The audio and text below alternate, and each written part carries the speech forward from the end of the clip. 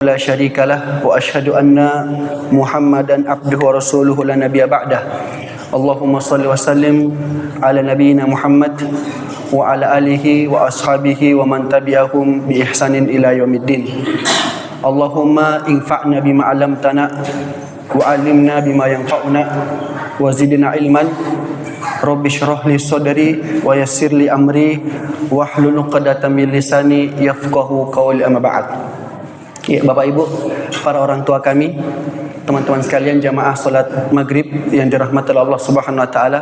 Alhamdulillah kita ketemu lagi di kegiatan yang sangat dimuliakan oleh Allah Subhanahu wa taala, yaitu majelis ilmu, di mana Nabi itu menyifati majelis ilmu seperti taman-taman surga. Dan Nabi Muhammad SAW juga bersabda bahwasanya siapa yang mengingat Allah di rumah-rumahnya, yaitu masjid, maka haffathumul malaikah, malaikat itu sedang menaungi sayapnya ya kepada orang-orang yang ada di majelis ilmu. Wa ghasyiathumur rahmah, dan Allah akan menurunkan rahmat kepada orang-orang yang sedang belajar tentang agamanya. Wa dzakarahumullahu fi man indah, dan Allah itu akan membangga-banggakan kita ini yang hadir di makhluk yang ada di sekitarnya, yaitu para malaikat. Maka Bapak Ibu sekalian, berbahagialah bagi yang mendapatkan hidayah untuk bisa dimudahkan duduk, bisa diringankan hatinya untuk bersama-sama belajar, mendengarkan firman-firman Allah dan mendengarkan hadis-hadis dari Rasulullah sallallahu alaihi wasallam. Baik Bapak Ibu, para orang tua kami, tema yang akan kita angkat pada pertemuan perdana ini setelah kita sempat libur adalah keutamaan bulan Muharram. Dan saat ini kita sudah ada di bulan Muharram. Sejatinya Bapak Ibu, ini tema kita sampaikan sebelum masuk bulannya. Tetapi pekan lalu itu kami masih dalam proses pemulihan, sehingga pekan lalu sudah diminta sebenarnya, namun kami bisanya pada pekan ini. Tapi Bapak Ibu, insya Allah topik utama dalam bulan Muharram ini itu insya Allah tidak akan kehilangan esensinya, karena kita belum melewatinya, yaitu tentang puasa apa ya?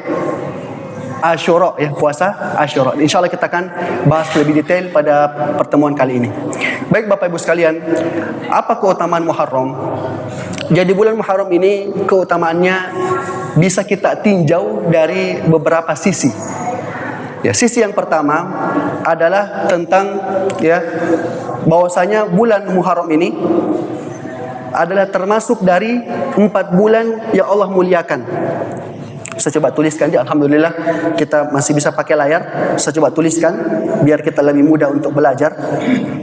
Jadi yang pertama, keistimewaan bulan Muharram itu, dia termasuk 4 bulan yang Allah muliakan. Jadi 4 bulan yang mulia. Apa dalilnya Ustaz? Quran surah At-Taubah ayat 36. Allah berfirman, "Inna iddatasyuhuri indallahi 12 fi kitabillah." Sesungguhnya jumlah bulan itu di sisi Allah ada 12 Bapak Ibu. Yauma khalaqas samawati wal ard. Semenjak diciptakan langit dan bumi, jumlah bulan itu adalah 12. Semenjak pertama kali alam semesta ini diciptakan oleh Allah, Allah sudah tetapkan bahwasanya jumlah bulan dalam satu tahun itu ada 12. Kemudian kata Allah, minha arba'atun hurum, dan dari 12 bulan itu ada 4 bulan yang hurum, 4 bulan yang mulia. Lalu kata Allah, dzalika dinul qayyim, inilah agama yang lurus, yaitu agama Islam. Fala tadzlimu fihi anfusakum, maka jangan kamu bermaksiat di 4 bulan ini. Baik, 4 bulan yang mulia. Ini ayatnya ya, saya sudah kutipkan. Di sini Allah berfirman, ya, minha arba'atun hurum. Dari 12 bulan itu ada 4 bulan yang mulia. Lantas apa makna hurum di sini? Ya. Apa makna hurum? Hurum itu adalah haram. Dan yang dimaksud haram di sini adalah dilarang perang. Dilarang perang. Sehingga Bapak Ibu, itu orang Arab, itu hobi sekali perang ya. Suka tawuran. Jadi mereka itu perang. Tetapi ada 4 bulan yang Allah minta untuk berhenti perang dulu, istirahat dulu. Kalau pakai bahasa kita, bernafas dulu ya. Jangan perang terus. Kita bernafas dulu, 4 bulan tidak boleh ada peperangan. Sehingga dia dikatakan mulia karena Allah melarang terjadinya pertumpahan darah di 4 bulan ini. 4 bulan ini. Baik. Dan ini Bapak Ibu mirip dengan yang kita kenal dengan tanah haram, ya, dengan tanah haram. Tanah haram ini ada di mana saja ya? Di Mekah dan di Madinah. Itu pun tidak semua Mekah tanah haram. Madinah juga tidak semua tanah haram. Hanya sebagian saja, selebihnya tanah halal. Begitu pula di kota Mekah dan Madinah. Nah Bapak Ibu, kalau tanah haram itu memiliki keistimewaan. Artinya haram, ada beberapa hal yang tidak boleh dilakukan di tanah tersebut. Contohnya melakukan hukuman kisos. Jadi kalau ada yang dikisos harus dibunuh, maka tidak boleh pelaksanaannya itu di tanah haram, harus di tanah halal. Kemudian tidak boleh mengambil barang temuan sebelum orangnya sendiri yang menemukan. Kemudian tidak boleh melakukan pemburuan terhadap hewan-hewan tertentu. Tidak boleh menebang pohon-pohon yang tumbuh di tanah haram. Sehingga tanah haram itu ada keistimewaannya. Ada adab-adab yang harus dijaga sehingga dia menjadi spesial. Nah begitu pula bulan haram ini Bapak Ibu sekalian. Tanah haram, bulan haram adalah sesuatu yang spesial, diagungkan oleh Allah Subhanahu wa taala. Maka Bapak Ibu sekalian, ya, ini dilarang perang. Dan Bapak Ibu, pelarangan perang ini itu sudah dikenal semenjak zaman jahiliyah. Jadi bahkan sebelum Nabi diutus ya, 4 bulan ini itu sudah dikenal tidak boleh perang. Bahkan sebelum Nabi diutus. Baik Bapak Ibu, ini 4 bulan ini apa saja ya? Ada yang bisa bantu? Mungkin Pak Taufik, 4 bulan ini apa saja yang tidak boleh berperang? Ya, 1. Ya. Zulqa'dah, ya. Kedua Zulhijjah. 3 Muharram. Yang keempat Ramadan. Ramadan salah ya. Ramadan ya. Rajab ya. Rajab ya. Sehingga Bapak Ramadan itu bukan bulan haram ya. Bukan bulan yang dimuliakan secara hadis Al-Quran ini. Tetapi yang dimaksud adalah Rajab. Baik, coba kita tuliskan. Kata Nabi dalam hadisnya, salasatun mutawaliyat. 4 bulan ini, 3 bulannya itu berturut-turut. Zulqa'dah, Zulhijjah, Muharram. Dan satunya terpisah, yaitu Rajab. Coba kita tuliskan ya. 4 bulan ini, sayangnya mati di sebelah kanan saya. Tidak apa-apa ya. 4 ini, yang pertama Zulqa'dah, kemudian Zulhijjah, kemudian Muharram, kemudian Rajab. Nah Bapak Ibu, Zulqa'dah itu diambil dari kata qa'adah, artinya duduk, istirahat. Sehingga tadi kita sudah bilang, orang Arab itu perang. Masuk bulan Zulqa'dah, bernapas dulu. Duduk, istirahat dulu. Maka dikatakan Zulqa'dah, bulannya istirahat perang. Kemudian Zulhijjah artinya bulan yang di situ ada haji. Maka kalau haji tidak boleh berperang. Kita hormati yang punya itu tanah suci untuk melakukan ibadah haji. Makanya Bapak sekalian ya, kalau kita mau kaitkan dengan fenomena hari ini, ketegangan antara Iran dan Israel itu dimulai sejak kapan? Setelah haji. Pada haji tidak ada yang berang, tidak boleh. Harus dulu tenang dulu. Nanti setelah haji baru mulai tegang ya. Makanya Masya Allah, bahkan sampai hari ini bulan haji pun itu dihormati. Sehingga kalau bulan haji tidak boleh berperang. Kemudian Muharram artinya adalah yang diharamkan. Artinya tidak boleh berperang. Nah setelah Muharram Bapak Ibu, bulan apa ya? Muharram, baru apa lagi? Setelah bulan Muharram apa ya? Februari? Maret bukan ya? Muharram, Safar ya? Safar itu Bapak artinya 0, kosong, dari sifar. Artinya apa? Ya, artinya setelah Muharram itu kan dilarang perang. Nah, ketika masuk ke Safar artinya kosong. Maksudnya adalah rumah-rumah di tanah Arab itu menjadi kosong. Kenapa? Karena penduduknya itu pergi berperang untuk memerangi kabilah yang mereka musuhi. Jadi Safar artinya kosong karena rumah-rumah itu ditinggalkan untuk pergi berperang. Jadi Safar berperang, Rabiul Awal, Rabiul Tsani, Jumadal Ula, Jumadal Akhir perang, masuk Rajab, istirahat dulu. Ya, istirahat dulu. Baik. Ini Bapak Ibu sekalian yang dimaksud dengan 4 bulan haram. Nah, dalam hadis Bapak Ibu, Rajab di sini kata Nabi salasatun mutawaliyat, 3 bulan berturut-turut, wa Rajabun mudor, dan Rajab mudor. Jadi di sini Nabi mengistilahkan Rajab mudor. Rajab mudor. Dan mudor ini artinya adalah nama sebuah kabilah. Jadi ini nama kabilah. Kenapa Ustadz? Nabi itu menggandengkan antara Rajab dengan nama sebuah kabilah. Apa maksudnya? Ternyata Bapak Ibu, itu kabilah Mudor, salah satu kabilah di tanah Arab, adalah kabilah yang konsisten membuat Rajab itu ada pada posisinya. Dia tidak ubah-ubah. Tapi kabilah-kabilah yang lain, dia suka ubah-ubah di Rajab. Maksudnya bagaimana Ustadz? Itu kalau orang pergi berperang, katakanlah Jumadal Ula perang, Jumadal Akhir perang. Ternyata ketika perang, mereka menganggap, oh belum selesai ini perang tak. Sedangkan bulan depan sudah Rajab, harus berhenti dulu. Jangan. Ini Rajab kita kasih mundur ke bulan 8. Rajab itu bulan keberapa ya? 7 ya. Muharram, Safar, Rabiul Awal, Rabiul Tsani, Jumadal Ula, Jumadal Akhir, kemudian Rajab. Nah, bulan ke-7 sebagian besar kabilah Arab kalau berperang di bulan 6 belum bisa selesai perangnya, tanggung. Lagi berperang deh. Akhirnya Rajab ini dia kasih ke bulan ke-8. Suka dia ganti-ganti. Makanya Bapak Ibu di dalam surat Taubah ada sebuah ayat, innaman nasi'u ziyadatun fil kufr. Itu orang-orang Arab ya, mereka itu dulu kafir. Kenapa? Yuhillunahu aman wa yuharrimunahu aman.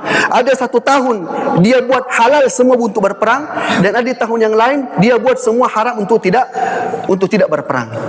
Artinya Bapak Ibu, ini kabilah Mudor satu-satunya kabilah yang menempatkan Rajab pada posisinya, yaitu bulan ke-7. Konsisten, Masya Allah ya. Adapun kabilah Arab yang lain maunya ya, dia mau perang Rajab, sudah Rajab nanti kasih ke bulan 9 saja ya, belum bisa selesai perangku ini ya, belum bisa selesai masalah, kasih selesai dulu.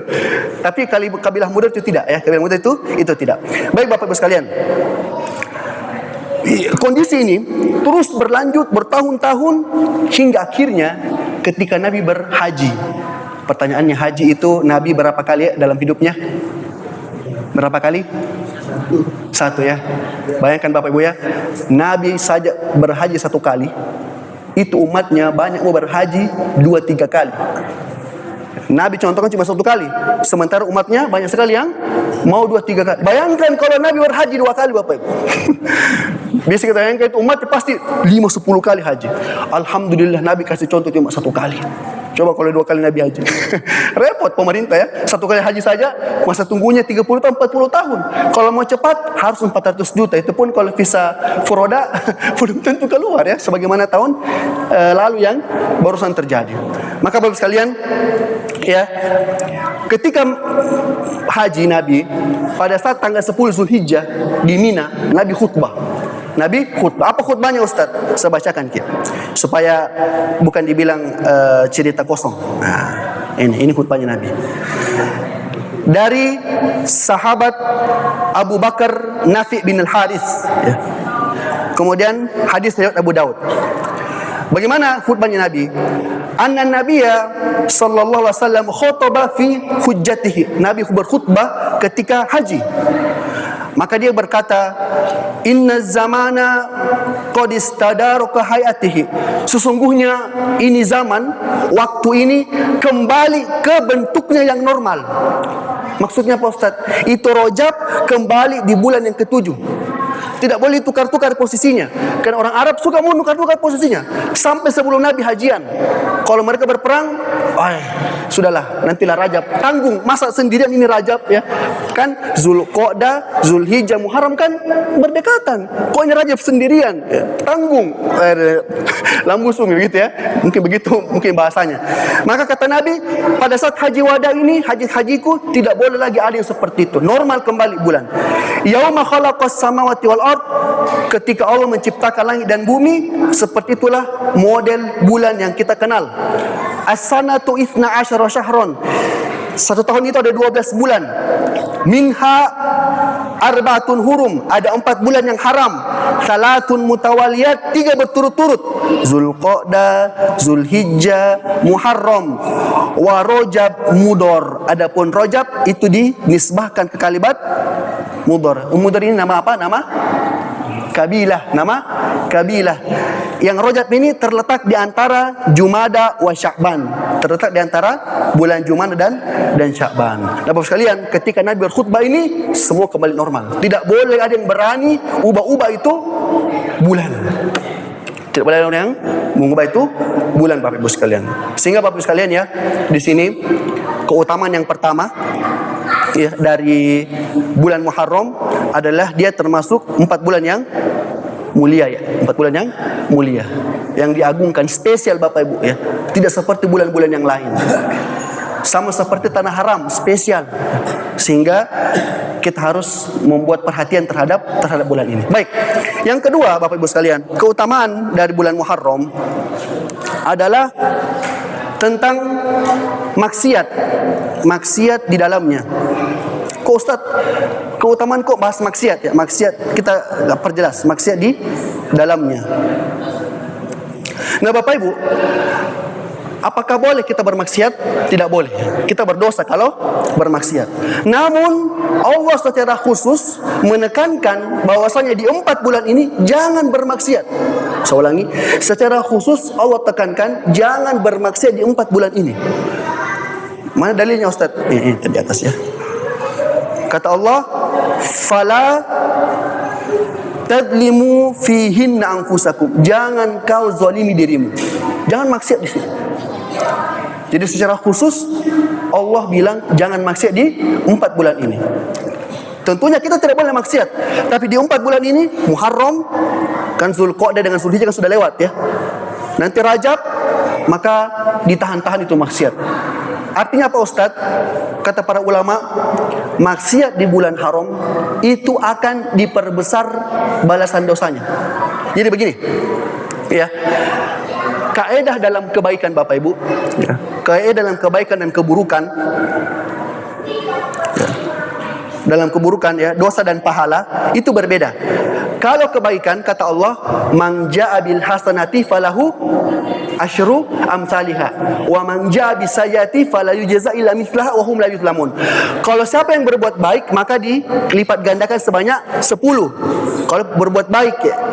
Adapun berbuat kejelekan itu balasannya cuma 1. Masya Allah ya. Bayangkan kalau berbuat baik dikali 10, kalau berbuat dosa cuma 1 saja balasannya. Dan itu balasan 10 Bapak Ibu adalah balasan minimal. Dalam sebuah hadis yang sahih, hadis Bukhari, kata Nabi, itu berbuat kebaikan bahkan sampai 700 di'fan, 700 kali lipat. Ila at'afin katsira, bahkan bisa jadi dikali lipat lebih dari itu. Namun itu kan rahasia Allah Subhanahu wa taala. Intinya kalau berbuat baik itu dilipat gandakan. Adapun maksiat tidak.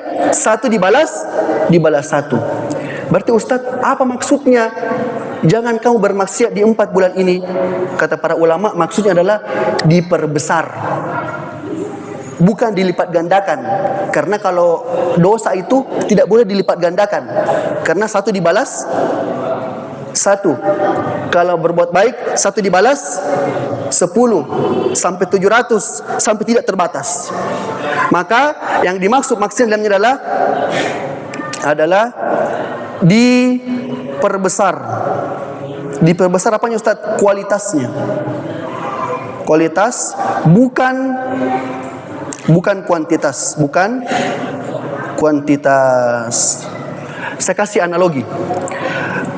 Kalau orang berbuat maksiat di bulan haram, itu dipukul dengan pukulan 1 kali. Tatkala dia berbuat maksiat di luar bulan haram, contohnya Safar, Rabiul Awal, maka dipukul juga dengan pukulan sebanyak 1 kali. Tetapi alat pemukulnya beda. Kalau di bulan haram dipukul pakai pukulan besi, kalau di bulan halal dipakai pukulan kayu saja. Sama-sama satu, tapi yang mana lebih sakit? Pakai besi atau pakai kayu? Pakai besi. Sehingga Bapak sekalian, disinilah maksudnya adalah jangan bermaksiat di bulan haram. Artinya itu kualitas balasan dosanya itu diperbesar, ya. Bukan digandakan, tapi diperbesar. Nah, Bapak sekalian, dari sini Imam Al-Qurtubi, siapa itu Imam Al-Qurtubi? Yang suka ikut kajian, siapa itu Imam Al-Qurtubi?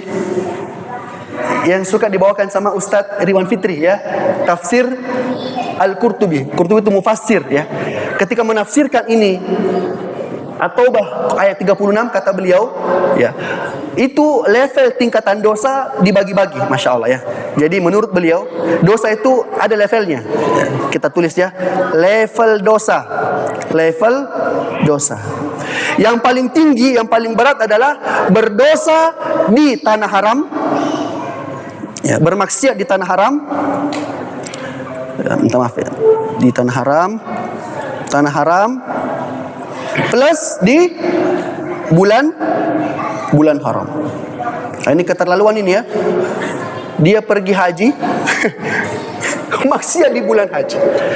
Bayangkan pergi berhaji nih di tanah haram di Mekah di bulan Zulhijjah, bulan haji, bermaksiat ketika haji, pakai pakaian ihram lagi, sudah berlipat-lipat dosanya.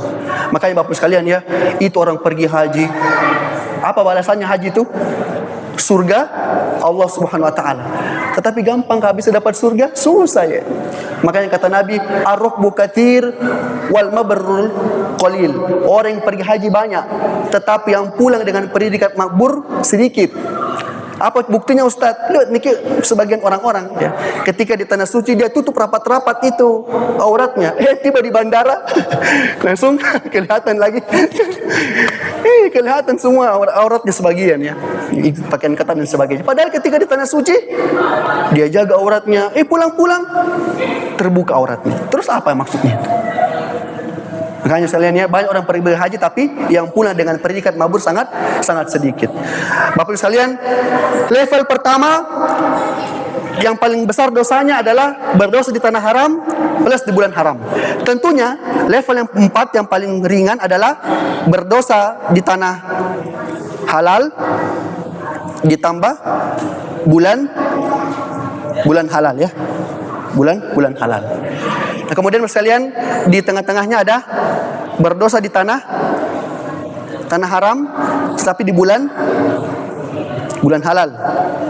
Kemudian yang ketiga di tanah halal kemudian tambah bulan haram. Ini tafsir Al-Qurtubi. Selain bisa dibaca di tafsir Al-Qurtubi ketika Allah mengatakan fala tadlimu fihin anfusakum. Nah, Bapak Ibu sekalian, ini nomor 1 dibagi lagi. Yang paling berat adalah di tanah Mekah, tanah haram Mekah. Kemudian yang kedua di Madinah. Kenapa? Karena ada ayat khusus yang menekankan siapa yang berdosa di Mekah, maka Allah akan nuzikuhu bi'adzabin alim. Allah akan kasih azab yang pedih. Sehingga paling tinggi itu di Mekah, paling berat dosanya, kemudian Madinah, kemudian urutan 2, 3 dan 4. Sehingga Bapak Ibu sekalian, intinya adalah di bulan Muharram ini jaga diri kita, ya. Kalau kita sudah tahu ilmunya, maka praktekkan. Jangan seperti orang yang tidak pernah ikut kajian. Ya, jangan seperti orang yang tidak ikut kajian. Ikuti kajian, bertambah ilmu, tak kita praktekkan. Kita tahu kita ini hamba yang penuh dengan maksiat, senantiasa berdosa. Tapi kalau kita sudah punya ilmu, maka itu lebih memotivasi kita untuk menghindari itu. Ketika kamu bermaksiat, astagfirullah, ini bulan haram, tidak boleh. Allah bilang jangan bermaksiat di 4 bulan ini. Sehingga Bapak Ibu, ini adalah keutamaan yang kedua, bahwasanya bulan ini tidak boleh bermaksiat karena dosanya diperberat. Nah, yang ketiga Bapak Ibu sekalian, Yang ketiga, keutamaan dari bulan ini adalah kebalikannya. Kalau dosa itu diperberat, berarti kalau berbuat baik di bulan ini semakin bagus juga dibandingkan di bulan halal. Nah, jadi sebaliknya ya, sebaliknya. Kalau amal soleh itu pahalanya semakin ditingkatkan. Apa dalilnya Ustadz? Jadi di dalam agama kita ini ada namanya kias ya. Tidak ada dalil khusus yang mengatakan siapa yang berbuat baik di bulan haram maka pahalanya akan ditingkatkan. Tidak ada dalil khusus. Tetapi kita kenal ada dalil kias, itu perbandingan. Dan masuk logika ya, kalau berbuat dosa saja diperberat kualitas balasannya, berarti kalau berbuat baik juga diperbesar atau digandakan pahala atau balasannya. Sehingga di sini ada namanya kiasul aksi, kias sebaliknya. Ada juga pendalilan mafhum mukhalafah, pemahaman yang tersirat. Kan yang tersurat kan jangan berbuat dosa. Berarti yang tersirat kalau berbuat baik juga semakin banyak pahalanya. Jadi di sini bagaimana dalilnya? Pakai kiasul aksi. Kias aksi. Ada juga mafhum mukhalafah. Apa contoh lainnya Ustaz mafhum mukhalafah ini? Ya, kandungan yang tersirat. Kata Allah, fala taqul lahu ma'uf. Jangan sekali-kali mengucapkan kepada orang tuamu. Jangan kasar mulutmu sama orang tuamu. Berarti kalau kasar mulut saya tidak boleh, apalagi pakai fisik, gitu ya. Kasar mulut saya tidak boleh, apalagi pakai fisik. Jadi yang tersurat, yang kelihatan adalah saja. Oh, berarti kalau saja yang dibilang, berarti boleh dong kita pukul orang tua. Enggak ada begitu. Tersuratnya tetapi tersiratnya tidak boleh lebih dari itu. Itu namanya mafhum mukhalafah. Mafhum mukhalafah, kandungan yang tersirat. Sehingga Bapak Ibu sekalian, intinya adalah di bulan haram ini perbanyak amal soleh, kemudian jaga diri dari maksiat. Ini keutamaan yang ketiga. Baik, keutamaan yang keempat, dan ini adalah inti topik dari pembahasan kita pada malam hari ini. Jam berapa sekarang? Ya. Yang keempat adalah dianjurkan memperbanyak puasa sunnah. Puasa sunnah. Yang pertama, dalil umum. Dalil umum. Nabi bersabda, saya langsung bacakan saja, saya tunjukkan di monitor ya supaya lebih gampang. Ya, sini. Nabi bersabda, hadis riwayat Muslim, afdhalus siyami ba'da Ramadan. Sebaik-baik puasa setelah puasa Ramadan, syahrullahi al-Muharram, yaitu di bulan Muharram, Pak. Masya Allah.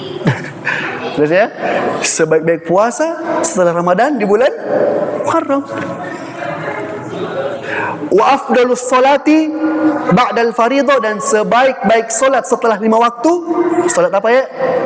Apakah solat taubat? Apakah solat hajat? Apakah solat duha? Apakah sunah solat qobliyah? Apa solat terbaik setelah solat 5 waktu? Apa ya? Om Iqbal, apa ya? Salatul lail, solat malam. Masya Allah. Gampang tidak solat malam ya? Gampang? Susah ya? Saya pribadi juga mengatakan susah ya.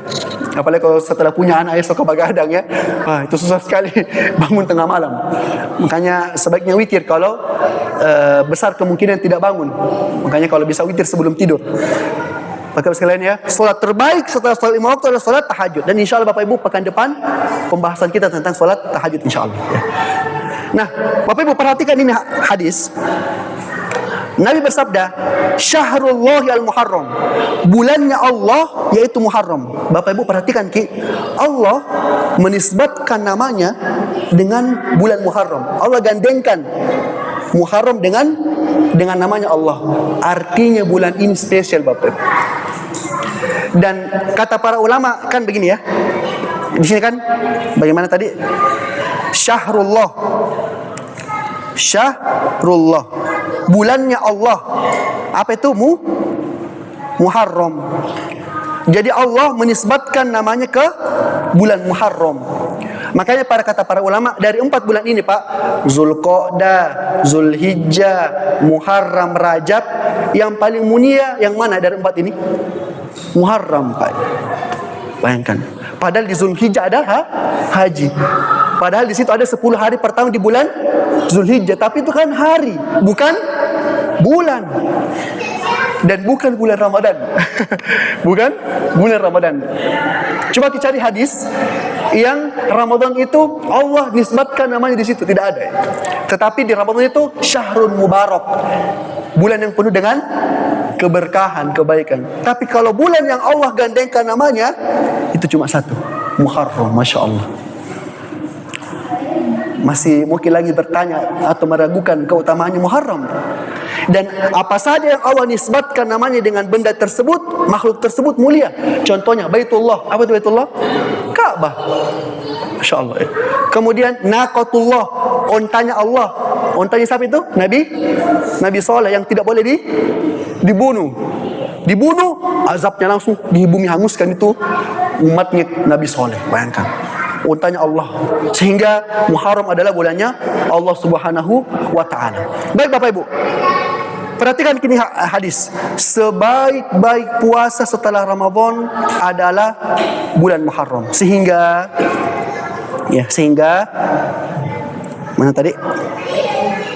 Di sini perbanyak puasa sunnah, perbanyak ya. Perbanyak puasa sunnah. Masya Allah ya.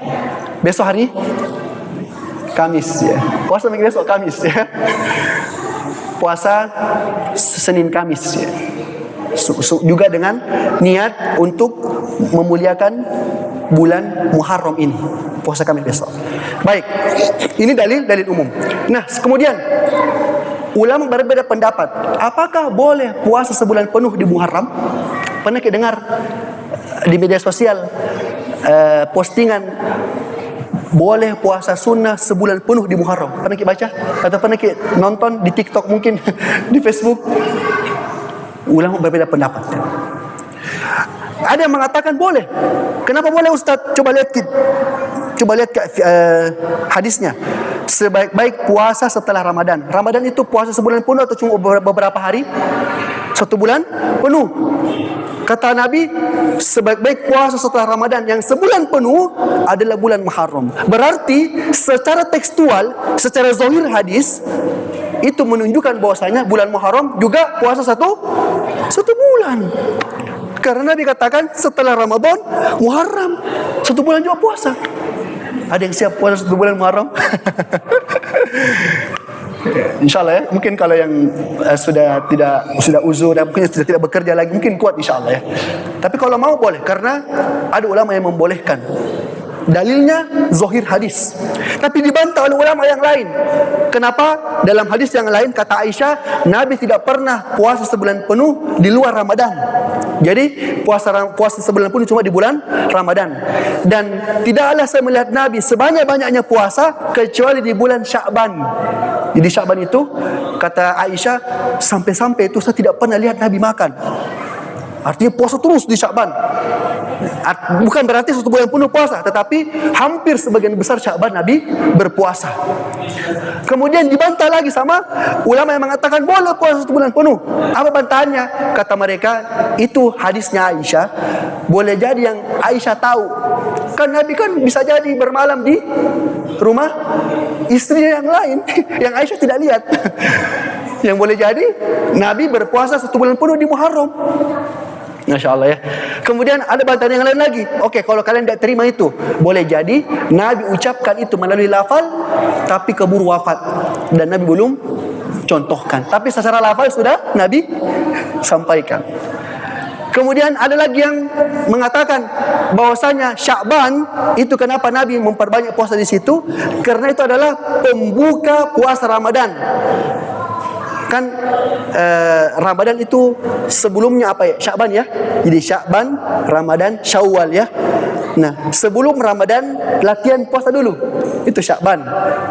pembuka, kemudian Ramadan baru Syawal. Syawal itu puasa 6 hari. Ibaratnya qobliyahnya Ramadan itu Sya'ban, ba'diyahnya Ramadan itu Syawal. Seperti salat sunnah qobliyah ba'diyah, zuhur sebelumnya 4 rakaat, setelahnya 2 rakaat. Nah, kata para ulama yang mengatakan boleh sebulan penuh, yang dimaksud Nabi itu memperbanyak puasa di bulan Ramadan adalah bulan yang berkaitan dengan Ramadan. Sya'ban itu dengan Syawal mendampingi Ramadan.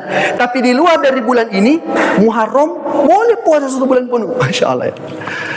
Jadi Bapak Ibu, kalau ada postingan puasalah 1 bulan penuh Muharram, jangan diingkari.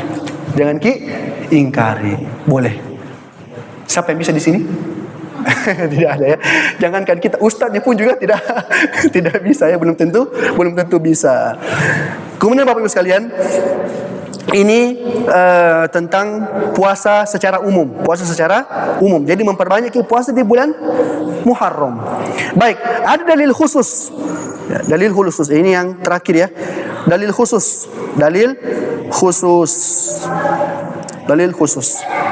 Apa dalil khususnya? Yaitu puasa di 10 Muharram. Baik, saya buka lembaran baru ya. 10 Muharram. Atau kita kenal dengan hari Asyura. 1. Keutamaannya. Apa keutamaan 10 Muharram ini? Orang Yahudi puasa juga. Masya Allah. Bayangkan Bapak, orang Yahudi puasa juga di 10 Muharram. Kenapa? Karena 10 Muharram itu Allah selamatkan nabinya orang Yahudi. Siapa? Musa. Selamatkan dari siapa? Dari kejarannya Fir'aun di 10 Muharram ini. Musa selamat dari kejarannya Fir'aun, dan di saat yang sama Allah tenggelamkan Fir'aun di 10 Muharram. Maka dalam bentuk syukur kepada Allah, Musa puasa. Dan diikuti oleh umat Yahudi. Yang kedua Bapak Ibu, ternyata orang kafir Quraisy, itu juga puasa. Puasa juga orang kafir Quraisy sebelum Nabi diutus. Apa dalilnya Ustaz? Kita bacakan hadisnya. Ini dia. Supaya Bapak Ibu tidak menganggap saya cerita campur bebe ya. Biasanya Ustaz itu ngomong saja. Mana dalilnya Ustaz? Ngomong saja. Karena Ustaz, apapun yang keluar dari mulutnya Ustaz dipercaya. Padahal belum tentu semua yang dari keluar mulutnya Ustaz itu benar ya. Maka harus hati-hati. Apa dalilnya Ustaz? Hadis riwayat Muslim dari Aisyah. Apa kata Aisyah? Kanat Quraisy. Dulu orang Quraisy tasumu Asyura. Puasa Asyura juga. Masya Allah. Masa nakali ke orang Quraisy ya. Orang Quraisy juga puasa Asyura. Fil jahiliyah, ketika Nabi belum diutus di zaman jahiliyah. Wa kana Rasulullah, begitu pula Rasulullah yasumuhu. Ternyata Nabi Bapak Ibu sebelum diutus juga puasa Asyura. Falamma hajaro, maka tatkala Nabi pergi ke Madinah, hijrah ya, somahu, beliau puasa lagi, wa amara bisiyamihi, dan perintahkan sahabatnya puasa. Jadi ketika tiba di Madinah, Nabi bilang puasa kau di Asyura. Tetapi falamma furidu syahr Ramadan, ketika bulan Ramadan itu, puasa Ramadan disyariatkan, maka kata Nabi, man syaa somahu wa man syaa tarakahu. Kalau kau mau puasa silakan puasa, kalau mau kau tinggalkan silakan ditinggalkan. Sehingga Bapak Ibu itu puasa Asyura dulu wajib sebelum datang bulan Ramadan. Wajib hukumnya. Nanti ada dalilnya lagi lebih spesifik. Tapi ketika datang Ramadan dia tidak wajib lagi. Baik Bapak Ibu sekalian, sehingga di sini ternyata orang Quraisy juga puasa. Ya, kemudian ternyata di 10 Muharram itu Quraisy itu ganti kiswah Ka'bah. Masya Allah ya. Luar biasa ini 10 Muharram. Kemudian Nabi puasa. Ini keutamaannya 10 Muharram berpuasa. Kemudian dalam hadis, ahtasibu 'ala Allah ayyukaffiru sanata allati qablahu. Siapa yang puasa Asyura, maka akan diampuni dosanya setahun yang lalu. Masya Allah, setahun yang lalu. Baik Bapak Ibu, ini keutamaannya. Yang kedua, sejarah puasa Asyura. Sejarah puasa Asyura. Bagaimana sejarahnya? Yang pertama Bapak Ibu, ya, Ini satu ya. Yang pertama adalah Nabi puasa di Mekah bersama orang siapa tadi? Bersama orang Quraisy ya. Namun belum perintahkan umatnya. Jadi Nabi itu ketika di Mekah masih puasa sendiri dulu. Belum dia perintahkan kepada pengikutnya, puasa kau juga Asyura, belum. Nah, nanti yang kedua, ketika hijrah ke kota Madinah, ketemu sama orang Yahudi yang ada di Madinah, terus mendapati orang Yahudi puasa. Kenapa kau puasa? Kata orang Yahudi, ini hari Allah selamatkan nabiku Nabi Musa, maka saya puasa untuk syukur kepada Allah. Maka kata Nabi, nahnu aula biminkum, saya lebih utama untuk ikut kepada Musa daripada kalian. Makanya Nabi akhirnya perintahkan umatnya untuk puasa. Apa dalilnya Ustaz? Kita bacakan dalilnya. Ya, ini dia ya. Hadis Muslim. Rasulullah SAW qadimal Madinata, datang ke kota Madinah. Fawajadal Yahuda siyaman, dan Nabi mendapati orang Yahudi puasa. Kapan? Yauma Asyura, di tanggal 10 Muharram. Maka Nabi mengatakan kepada mereka, ma hadzal yaum, hari apa ini? Kenapa kau puasa? Kata mereka, hadza yaumun azim, ini hari yang agung. Kenapa agung? Najjallahu fihi Musa wa qaumah, Allah selamatkan Musa dan kaumnya. Wa gharraqa Fir'aun wa qaumahu, dan Allah tenggelamkan Fir'aun dan pengikutnya. Fasawmahu Musa syukralillah, dan Nabi Musa berpuasa karena berterima kasih kepada Allah. Fanahnu nasumuhu, maka kami Yahudi, umatnya Nabi Musa juga berpuasa. Maka Nabi mengatakan kepada mereka, nahnu ahaqqa wa awla bi Musa minkum. Saya itu lebih berhak untuk mengikuti Musa daripada kalian. Seakan-akan Nabi mengatakan, saya itu lebih Yahudi daripada kalian Yahudi ya. Bagaimana? Saya lebih Yahudi daripada ini, seakan-akan ya, bukan Nabi Yahudi, bukan ya. Kata Nabi, saya lebih berhak untuk mengikuti Musa daripada kalian orang Yahudi. Fasoma Rasulullah, maka Nabi berpuasa, wa amara bisyamihi, dan Nabi perintahkan umatnya untuk berpuasa di 10 Muharram. Pertanyaannya, kapankah 10 Muharram ini? Ternyata terjadi perbedaan. Kalau Muhammadiyah hari Jumat sudah tanggal 9. Kalau pemerintah nanti tanggal 9-nya di hari Sabtu. Masa ada 7 menit ya. Bagaimanakah cara penentuannya? Kita baca dulu hadis selanjutnya.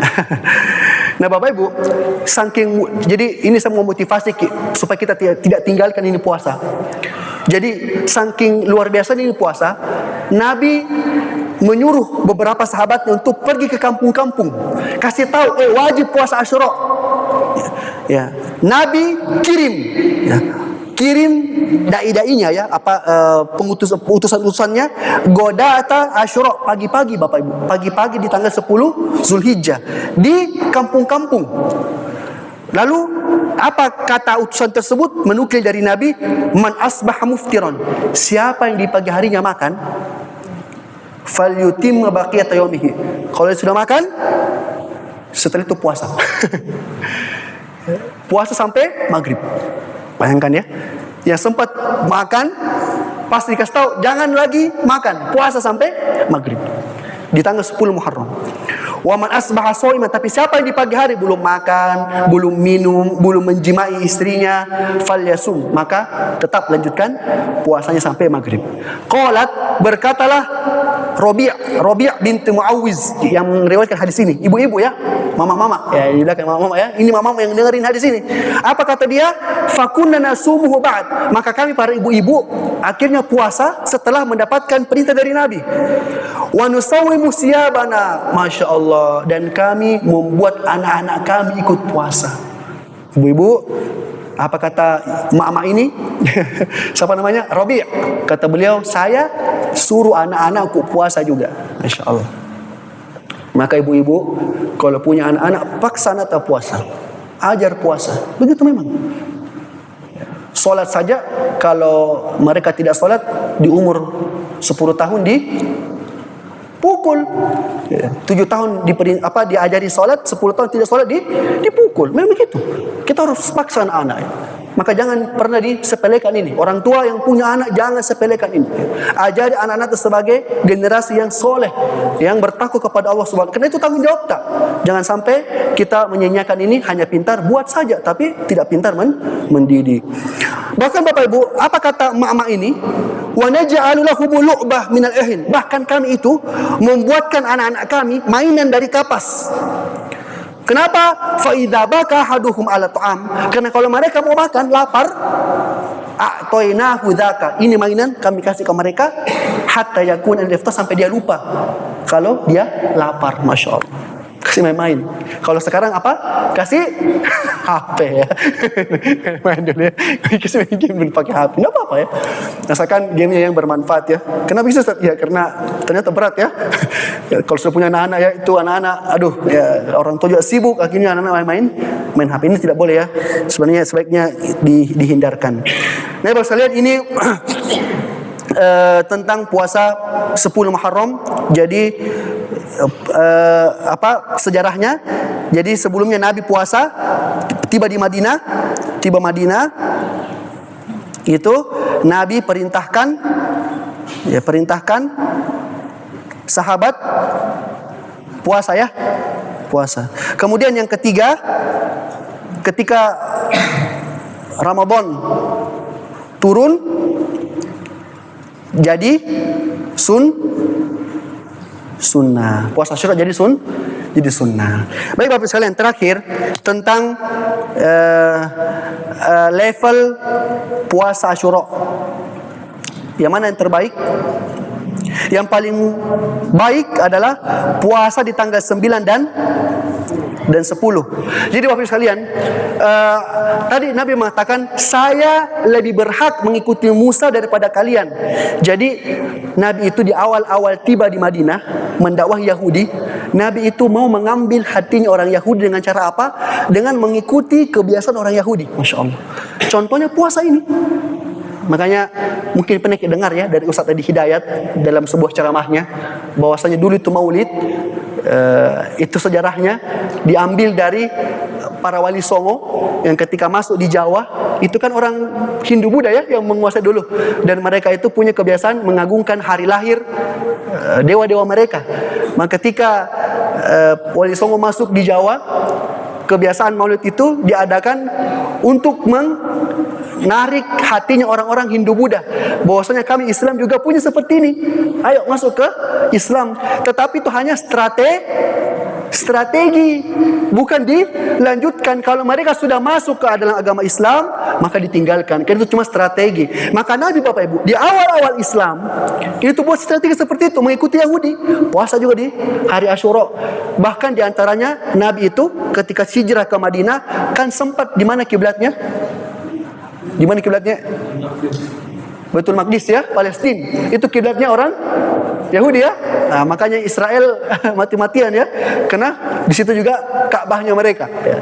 Nabi menghadap ke sana. Nanti setelah beberapa bulan di Madinah baru Nabi minta supaya Allah ubah kembali ke Mekah. Namun Bapak Ibu di akhir-akhir, karena ternyata hati orang Yahudi itu keras, tidak bisa dibujuk, maka Nabi bilang khaliful Yahud, selisihilah orang-orang Yahudi. Makanya Nabi bersabda, la isyitu, kalau saya masih hidup tahun depan, la asumanna tasu'a, saya akan puasa di tanggal 9 Muharram. Tapi apakah Nabi hidup? Ternyata Allah lebih mencintai Nabi, dan Nabi tidak sempat hidup kembali, dan akhirnya itu hanya sebatas lisan saja, tapi Nabi belum sempat lakukan. Maka Bapak sekalian, 9-10 puasa. Pertanyaannya sekarang, ya 1 menit lagi ya. Sekarang kapan tanggal 10 dan 9 dan 10? Ya, ini yang terbaik ya. Yang kedua, yang terbaik yang selanjutnya adalah tanggal 10 saja. Nah, yang ketiga adalah sebanyak-banyaknya. Sebanyak-banyaknya. Baik. Tentang perbedaan antara Muhammadiyah dengan pemerintah, bagaimana kita menyikapi? Bapak Ibu, kata Imam Ahmad, boleh kita puasa 3 hari. Yauman qoblahu wa yauman ba'dahu. Puasa 1 hari sebelumnya dan 1 hari setelahnya. Jadi 9, 10, 11. Meskipun hadisnya lemah, tetapi ini boleh kita kerjakan dengan dua dalil. Yang pertama, secara umum boleh memperbanyak atau dianjurkan memperbanyak puasa. Yang kedua, kata Imam Ahmad, untuk hati-hati, karena dalam penentuan satu Muharram itu perhatiannya orang-orang tidak seperhatian bulan Zulhijjah, Syawal dengan Ramadan. Karena kalau Ramadan kan ada puasa, Syawal ada Idul Fitri, kemudian Zulhijjah ada haji. Nah ketika itu kan orang lihat bulan sidang isbat, tapi Muharram tidak ada orang perhatiannya. Maka boleh jadi terjadi perbedaan. Nah kalau terjadi perbedaan, kata Imam Ahmad, puasa ke 3 hari. Karena kalau puasa 3 hari, maka pasti ki mendapati 9 dan 10. Saya kasih ki contoh ya. Perhatikan ki di layar supaya lebih mudah ya. Kalau Muhammadiyah hari apa tanggal 9 ya? Jumat ya? Jumat, Sabtu, Ahad. Ini 9, 10, 11. Kemudian pemerintah Sabtu ya. Ini tanggal 9 ya. Ahad 10, kemudian Senin 11. Nah Bapak Ibu, kata Imam Ahmad, boleh puasa 3 hari. Dalam rangka apa? Supaya menghindari keraguan-raguan ini. Yang manakah yang benar? Apakah Muhammadiyah atau pemerintah? Yang mana yang benar ini ya? Untuk menghilangkan keraguan-raguan ini, puasa ke 3 hari. Jadi Ustaz, kapan kita mulai puasa? Saya sarankan mulai puasa hari Jumat. Kenapa puasa hari Jumat Ustaz? Karena kalau kita puasa Jumat, kemudian puasa lagi Sabtu, kemudian puasa lagi hari Ahad, 3 hari berturut-turut puasa. Jumat, Sabtu, Ahad. Kalau seandainya katakanlah Muhammadiyah ternyata salah, salah Muhammadiyah ini, yang benar pemerintah. Ya, dan saya cenderung ke pemerintah. Ya. Pemerintah yang benar, maka tidak apa-apa, karena mereka sudah puasa di hari Sabtu dan Ahad. Paham ya? Jadi kalau kita puasa mulai Jumat, Sabtu, Ahad, maka kalau seandainya ya Muhammadiyah salah, pemerintah yang benar, maka tidak masalah. Karena Sabtu Ahad itu menurut pemerintah adalah tanggal 9 dan 10. Berarti tetap jika dapat 9 dan 10 Muharram. Jadi Bapak sekalian, meskipun juga di luar itu harus kita perbanyak puasa. Bahkan Bapak Ibu harus kita puasa 7-8 hari. Jumat puasa, 10 puasa, Ahad puasa, Senin puasa hari Senin. Kemudian Selasa itu Selasa, Rabu, Kamis, Ayamul Bid 13, 14, 15. Jadi siap puasa semua. Jadi mulai Kamis, mulai 9 hari ya, besok Kamis sampai Kamis depan lagi. Insya Allah bisa ya. Apa kata Nabi? Sebaik-baik puasa setelah Ramadan puasa Muharram, dan sebaik-baik solat setelah 5 waktu puasa solat tahajud. Jadi insya Allah sekalian ya, insya Allah kita bisa amalkan. Baik, mungkin azan dulu. Setelah azan bisa kita lanjutkan tanya jawab ya. Silakan. Siapa yang azan? Ya, azan dulu. Biar tidak ditegur lagi ya. Azan dulu.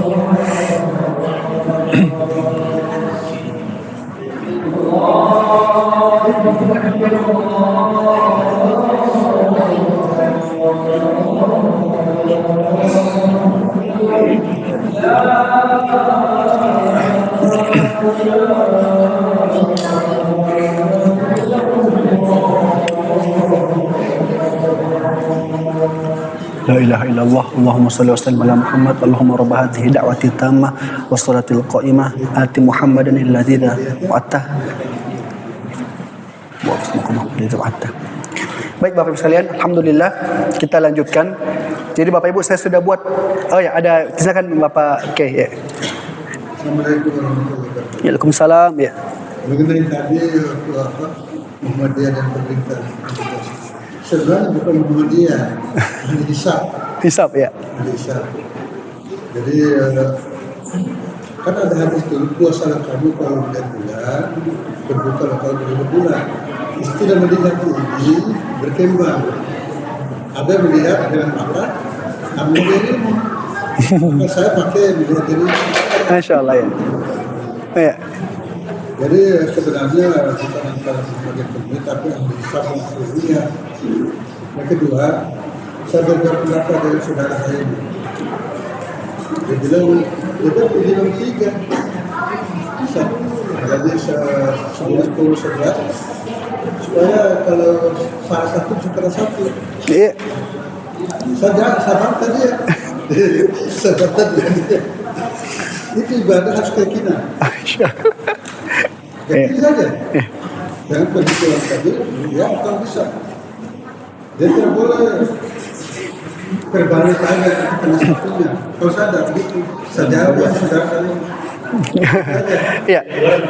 Jadi Pak Kiai, bayangkan Pak Kiai, kalau di depan Imam Ahmad rahimahullah, gurunya, bayangkan Pak Kiai, kalau di depan ini adalah Imam Ahmad, gurunya Imam Bukhari, yang berpendapat seperti itu, yang mengatakan kalau ragu-ragu puasa 3 hari, 9, 10, 11, supaya menghilangkan keraguan-raguan itu dalam penentuan awal bulan. Kira-kira Pak Kiai, kalau Imam Ahmad yang bilang begitu, Pak Kiai, ini pendapat Imam Ahmad rahimahullah taala. Jadi terserah memang Pak Kiai masalah keyakinan tidak apa-apa. Cuman Imam Ahmad berpendapat, berfatwa, kalau ragu-ragu antara 9, 10, 11 itu kapan, maka puasa 3 hari. Karena kalau puasa 3 hari pasti akan puasa di tanggal 9 dan 10, pasti itu. Untuk menghilangkan keraguan-raguan. Makanya saya bilang, kira-kira Pak Kiai, kalau di depan Imam Ahmad dah ngomong, berani bilang begitu, saya kira susah. Begini, saya pernah Syekh saya itu pernah berdebat sama mahasiswa di Madinah. Jadi itu Imam Syafi'i itu kan tidak mewajibkan kumur-kumur dengan istinsyak ketua wudu ya. Imam Syafi'i itu langsung buka saja. Jadi kalau ada orang berwudu, langsung wajahnya saja, jangan diingkari, karena dia mazhab Syafi'i. Terus ini mahasiswa ngeyel, kok bisa? Itu bukan kewajiban. Sementara Nabi dalam hadis itu tidak pernah meninggalkan istinsyak dengan kumur-kumur ketika berwudu. Apa kata Syekh saya? Kau yang bertanya, kira-kira kalau Imam Syafi'i berwudu di sampingmu, boleh Imam Syafi'i langsung basuh mukanya, tidak pakai kumur-kumur istinsyak? Berani bilang begitu? Nah ini hanya berpikir ya di alam bawah sadar kita, bahwasanya Masya Allah itu ulama sudah berpikir hal tersebut ya, bahwasanya kalau terjadi keraguan-keraguan seperti ini, maka puasa 3 hari. Itu kata Imam betul Pak Kiai, berdasarkan keyakinan. Tapi Imam Ahmad berpendapat seperti itu. Kalau ragu-ragu ya, bayangkan ya, kalau ragu-ragu, bukan katakan kalau harus yakin, pilih salah satu, enggak. Kalau ragu-ragu, maka puasa 9, 10, 11. Maka Jumat, Sabtu, Ahad. Nah, itu juga selain itu kan kita harus memperbanyak puasa di bulan Muharram. Yang kedua Bapak, tadi Pak Kiai bilang bukan Muhammadiyah tetapi hisab dengan ru'yah. Terus Pak Kiai mentakwil hadis Nabi. Saya ulang, mentakwil hadis Nabi. Nabi katakan, kalau puasa lihat bulan. Apa kata Nabi? Kalau puasa lihat bulan. Kalau mau Idul Fitri lihat bulan. Terus kata Pak Kiai, itu melihat sekarang berkembang maknanya. Masya Allah ya. Itu namanya mentakwil ya, berkembang maknanya. Sekarang boleh melihat pakai ilmu pengetahuan. Luar biasa ya. Pak Kiai, ketika Nabi mengatakan itu, apakah sudah ada ilmu hisab? Ketika Nabi mengatakan lihatlah bulan, apakah sudah ada ilmu hisab? Saya tanya gitu.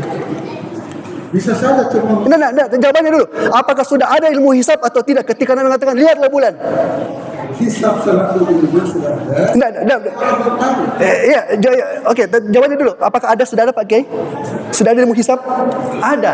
Hisab itu sudah ada. Sudah ada. Sudah ada hisab. Iya. Tapi Nabi bilang lihat. Orang belum tahu. Iya. Jadi begini, bukan hanya di zaman Nabi, tapi di zaman Abu Bakar, Umar, Utsman ada. Dan mereka semua menggunakan ru'yah. Wallahu a'lam.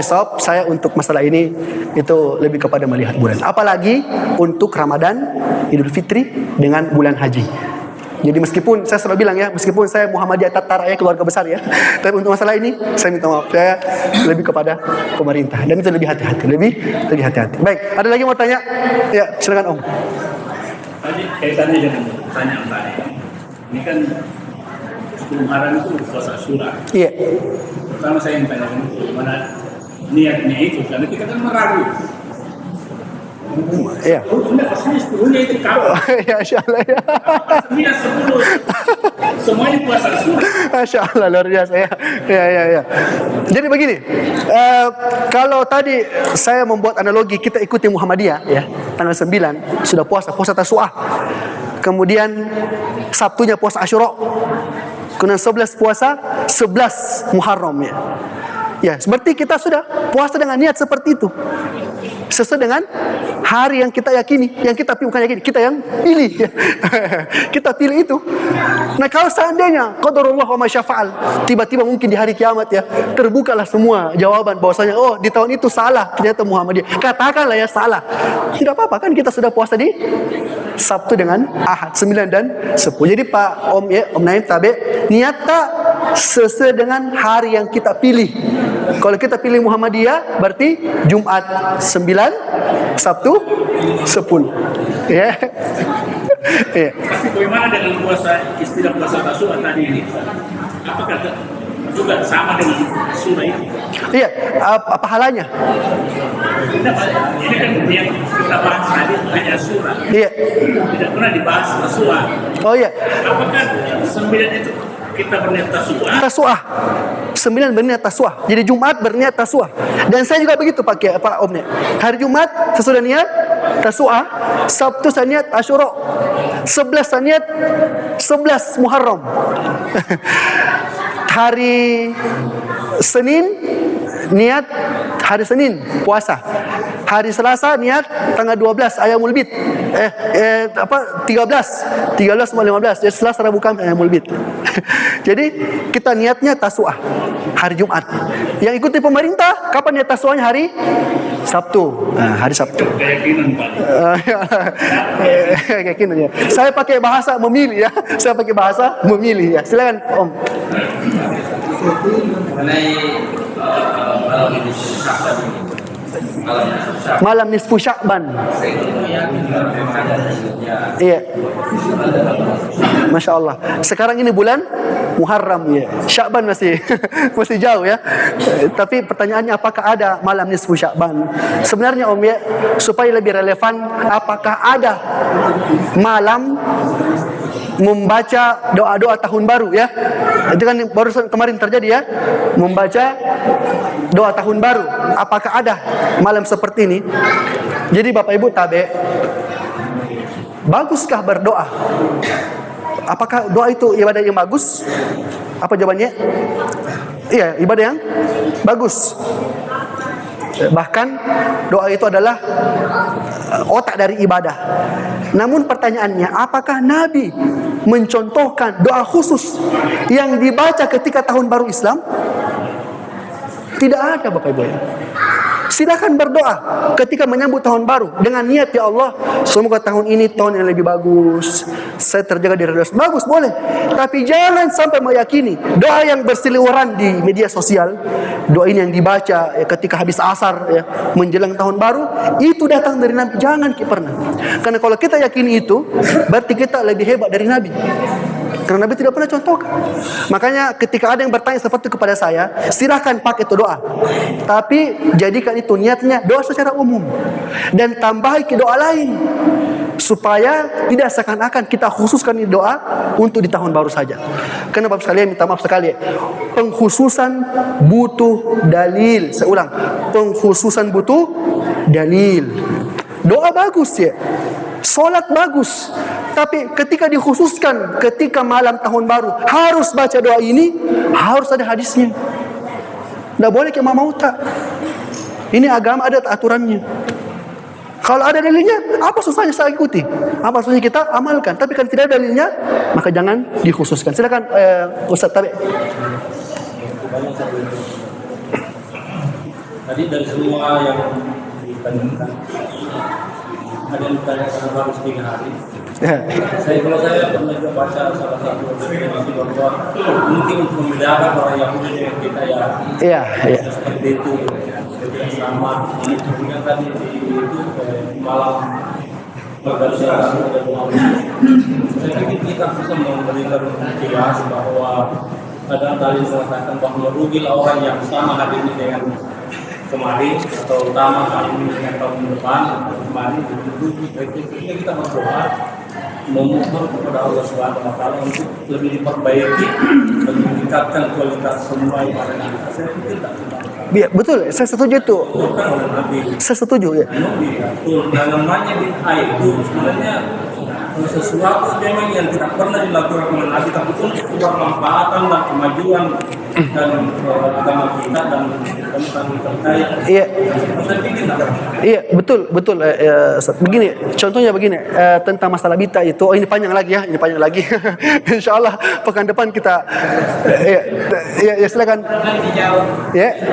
Sudah waktunya insyaallah kita bahas pekan depan ya. Tapi tema utama kita pekan depan tentang solat tahajud ya, tentang solat tahajud, keutamaan solat tahajud, sehingga insyaallah di bulan Muharram ini kita termotivasi selain memperbanyak puasa, itu juga memperbanyak tahajud. Terakhir sebelum kita tutup, berapa hari kita puasa? 8 hari ya. Sedikit lagi.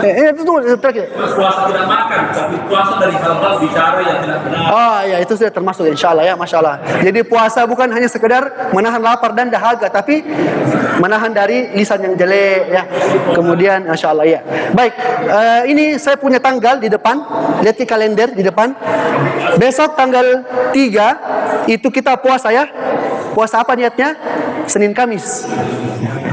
Kemudian untuk yang pakai metode hisab, boleh besok hari Tasu'ah ya, 9. Kemudian Sabtu 10. Kemudian ini 11 ya. Kenapa puasa 3 hari? Tadi siapa tahu pemerintah yang benar. Jadi puasa sampai hari Ahad. Oke, Senin itu puasa hari Senin.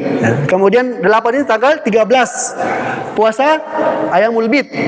9 Ayamul Bid, 10 Ayamul Bid plus puasa hari Kamis. Jadi berapa hari puasa? 1, 2, 3, 4, 5, 6, 7, 8. Siap puasa 8 hari?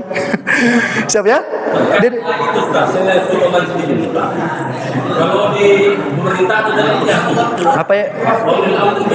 Oh, yang itu ya. Ya, insyaallah.